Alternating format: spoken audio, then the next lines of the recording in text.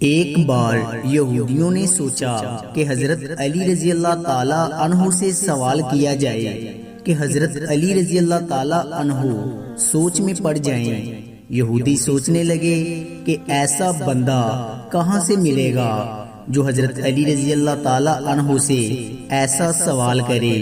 یہودیوں نے ایسا بندہ ڈھونڈنا شروع کر دیا۔ ڈھونڈتے ڈھونڈتے کافی عرصے کے بعد ایک ایسے یہودی عالم کے پاس گئے جو 70 سال سے ایک غار میں رہ رہا تھا۔ وہ یہودی بے انتہا بوڑھا اور کمزور تھا۔ اس کی اتنی ریاضت تھی کہ وہ غیب کی چیزوں کو بھی دیکھ سکتا تھا۔ وہ یہودی اس عالم کو لے کر کوفہ آ گئے۔ حضرت علی رضی اللہ تعالی عنہ مسجد میں تشریف فرما تھے۔ یہودی عالم کو مسجد کے باہر تیار کر کے مسجد کے اندر بھیجا گیا۔ یہودی عالم جب مسجد کے اندر داخل ہوا تو سامنے حضرت علی رضی اللہ تعالی عنہ منبر پر تشریف فرما تھے۔ یہودی عالم نے کہا، اے علی رضی اللہ تعالی عنہ، میں جانتا ہوں کہ تم کوفہ کے لوگوں سے سوال کرتے ہو، مجھ سے سوال کر کے دیکھو، میں آپ رضی اللہ تعالی عنہ کو جواب دوں گا۔ حضرت علی رضی اللہ تعالی عنہ نے کہا، اکیلا تو ہی جواب دے گا یا تجھے جو لے کر آئے ہیں وہ بھی تمہارا ساتھ دیں گے؟ یہودی عالم کہنے لگا، اے علی رضی اللہ تعالی عنہ، تو میرا مقابلہ کر، مجھے اور کسی کی ضرورت نہیں، آپ سوال کرو، میں جواب دوں گا۔ مسجد میں موجود لوگوں نے حضرت علی رضی اللہ تعالی عنہ سے عرض کیا، اے علی رضی اللہ تعالی عنہ، آپ سوال کریں۔ اب امیر المومنین حضرت علی رضی اللہ تعالی عنہ کے سامنے یہودی کھڑا تھا، ایک جاہل یہودی۔ اچانک حضرت علی رضی اللہ تعالی عنہ نے اپنے ہاتھ کو پیچھے کر کے اپنی مٹھی یہودی کے آگے کر دی، کہا، بتاؤ میری مٹھی میں کیا ہے؟ یہودی عالم نے آنکھیں بند کر لیں۔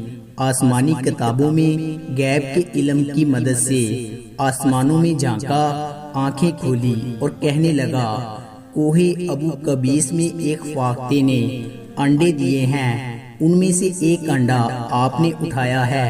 صحابہ کرام اور مسجد میں تمام لوگوں کی نظریں حضرت علی رضی اللہ تعالی عنہ کے ہاتھ پر تھی کہ دیکھے کیا نکلتا ہے۔ حضرت علی رضی اللہ تعالی عنہ نے ہاتھ کھولا تو اس میں فاختے کا انڈا تھا۔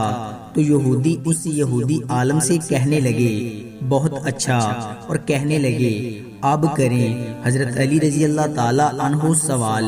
اچانک حضرت علی رضی اللہ تعالی عنہ منبر سے نیچے اترے اور کہنے لگے، آج تک کسی ماں نے ایسا بیٹا جنا ہی نہیں جو حضرت علی رضی اللہ تعالی عنہ کا مقابلہ کر سکے۔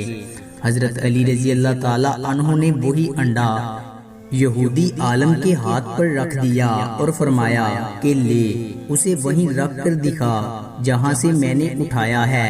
حضرت علی رضی اللہ تعالی عنہ کا اتنا کہنا تھا کہ یہودی عالم آپ رضی اللہ تعالی عنہ کے قدموں میں گر پڑا اور کہنے لگا، یا علی، جو میں نے کہا وہ عالم کرتے ہیں اور جو آپ نے کیا وہ خالق کرتے ہیں۔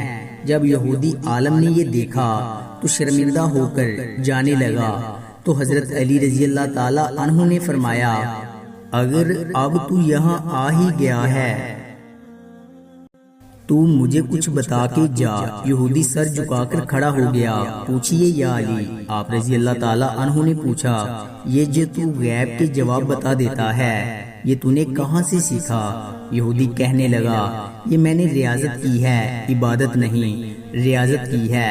حضرت علی رضی اللہ تعالی عنہ نے کہا، اپنا نفس مارا؟ یہودی کہنے لگا، جی مارا۔ حضرت علی رضی اللہ تعالی عنہ نے کہا، کیا کرتا ہے تو نفس مارنے کے لیے؟ یہودی کہنے لگا، میرا نفس جس کام کے لیے مجھے کہتا ہے میں وہ نہیں کرتا، جس کے لیے روکتا ہے وہ میں کرتا ہوں۔ کلمہ نہ پڑھتے ہوئے بھی میں ریاضت کے اس مقام پر پہنچ گیا ہوں کہ میں غیب کی چیزوں سے واقف ہو گیا ہوں۔ حضرت علی رضی اللہ تعالی عنہ نے فرمایا، اچھا تیرا نفس جو تجھے کہے وہ تو نہیں کرے گا؟ یہودی کہنے لگا بالکل نہیں کروں گا۔ حضرت علی رضی اللہ تعالی عنہ نے کہا تیرا نفس کیا کہتا ہے تیرے مسلمان ہونے کے لیے؟ یہودی کہنے لگا میرا نفس کہتا ہے مسلمان نہ ہو۔ اگر تیرا نفس کہتا ہے کہ تو مسلمان نہ ہو تو پھر تو مسلمان ہو، کیونکہ تو کہتا ہے کہ تیرا نفس جس کام کے لیے تجھے روکتا ہے تو وہ کرتا ہے۔ یہودی حضرت علی رضی اللہ تعالی عنہ کے قدموں میں گرا اور کہنے لگا تو نفس سے کیسے واقف ہے؟ حضرت علی رضی اللہ تعالی عنہ نے سینے پر ہاتھ مارا اور کہا میں نفس سے واقف ہوں۔